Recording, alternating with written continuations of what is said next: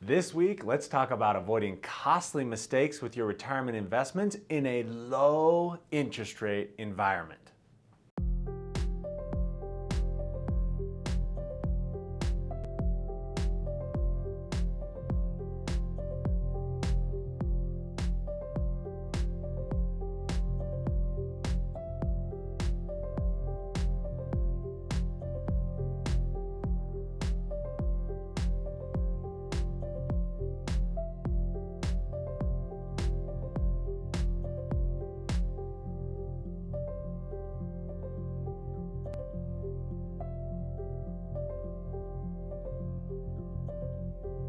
Welcome back. I'm Telton Hall, Certified Financial Planner at Advanced Financial Planning in Cedar City, Utah, where our team helps upper middle class and affluent families accomplish their retirement goals.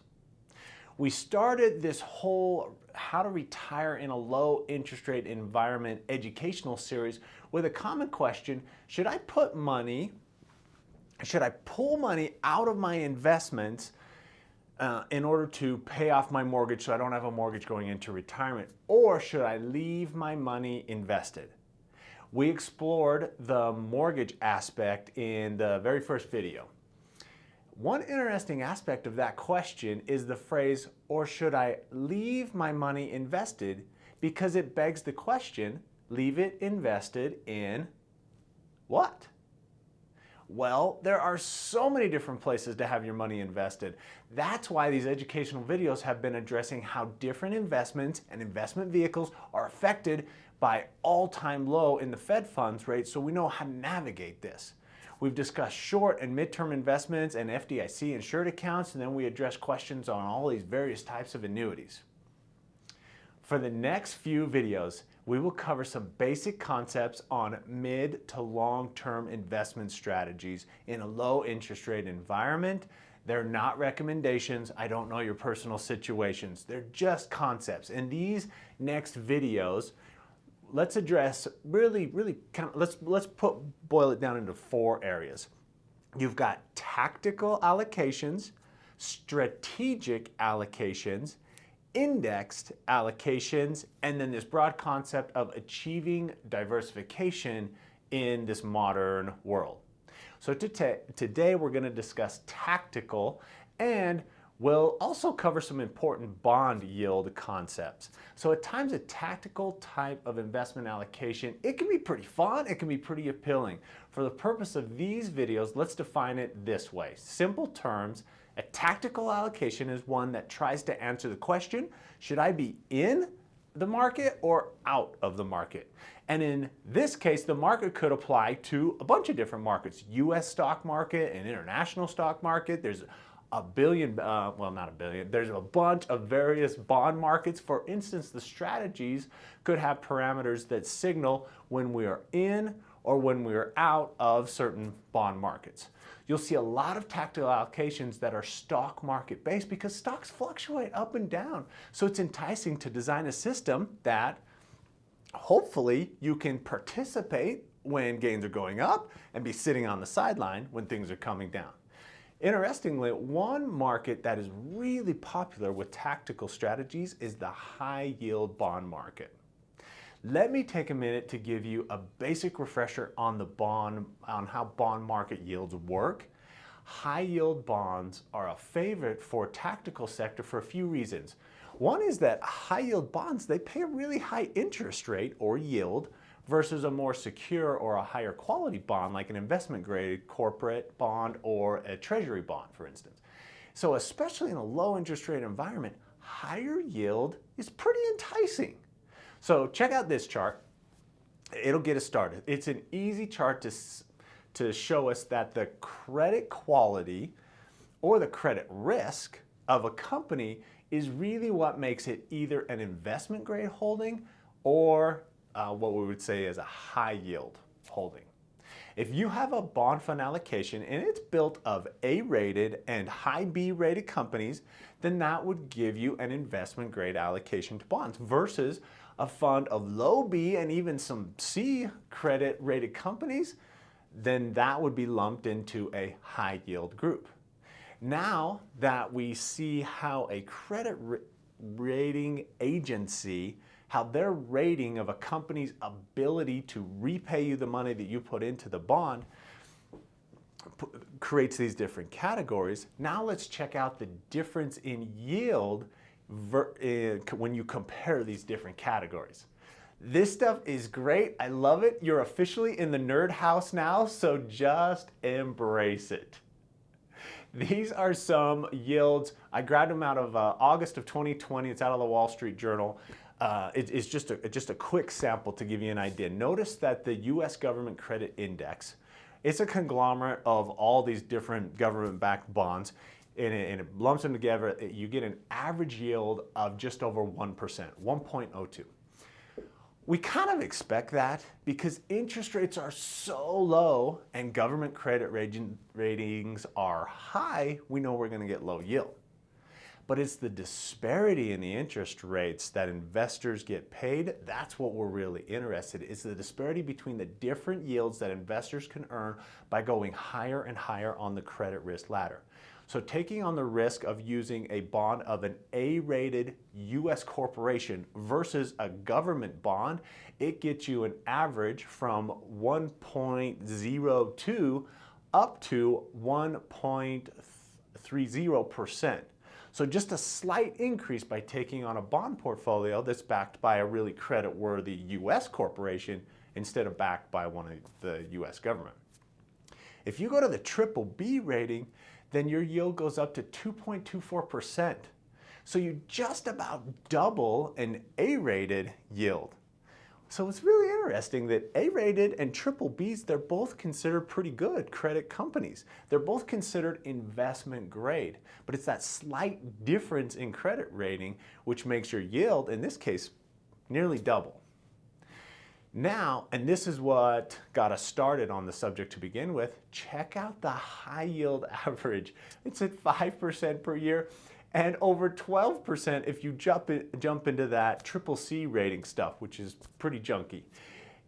So in an interest rate environment where we're working so hard to try to get a 0.5% or 1%, you can see why high yield is a super enticing market. Now let's address some of the risk associated with high yield, and then that will lead us back into tactical strategies. One risk associated with high yield bonds is that the risk that the company, that it defaults on the bond and you don't get your money back. So you have the risk of default if you're holding particularly individual bonds. In most cases, you're not just going to have one high yield bond that you're holding. It's much more a typical, like a basket, like a mutual fund or exchange traded fund where you have a bundle of them.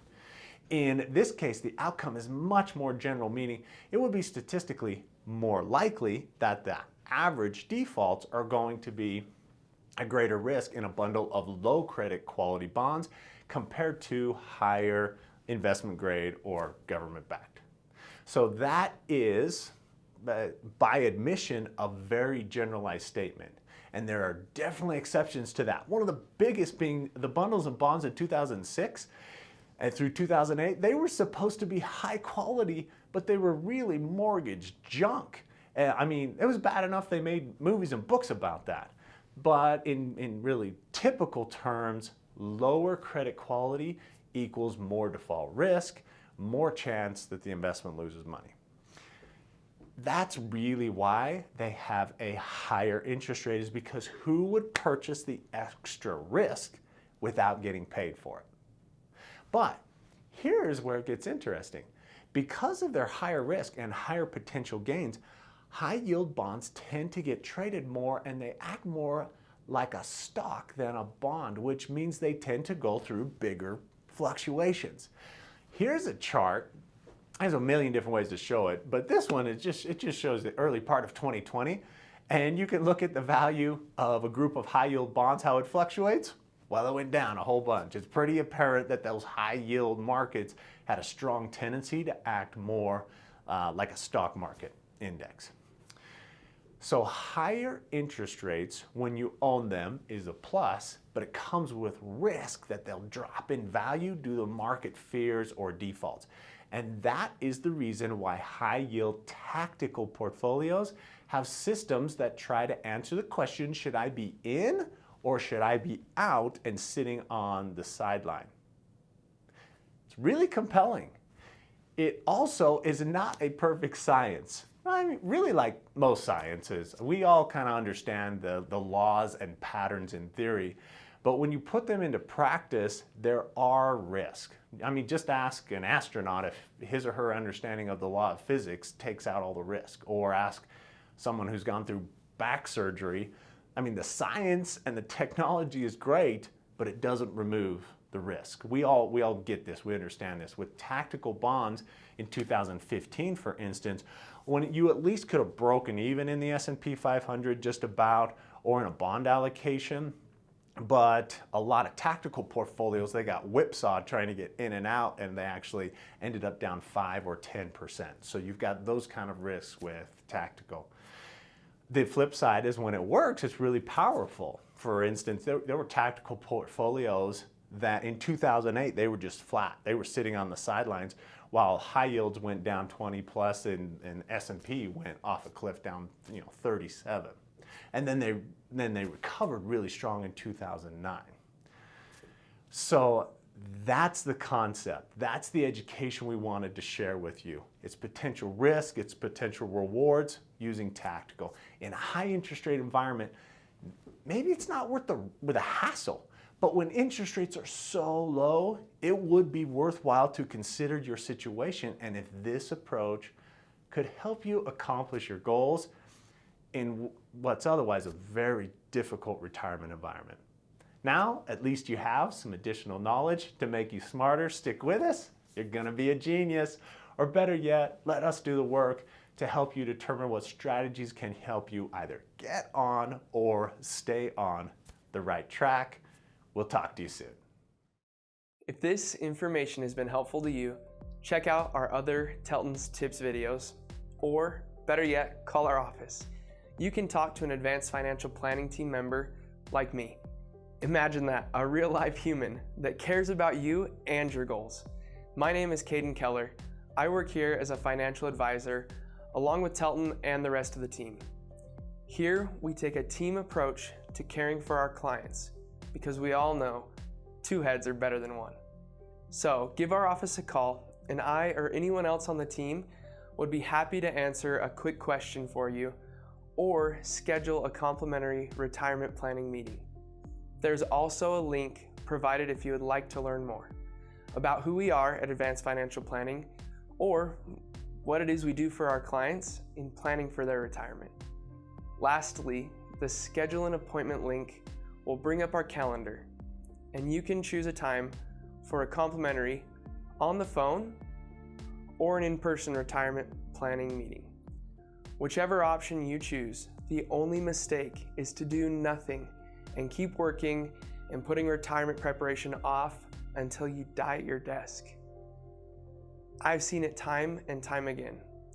No matter how good and specialized Telton and I are, when people wait too long to seriously consider their retirement options, they're significantly set back and can damage their retirement. So call, schedule, or click to learn more. You've got nothing to lose, and your future self in retirement has a whole lot to gain.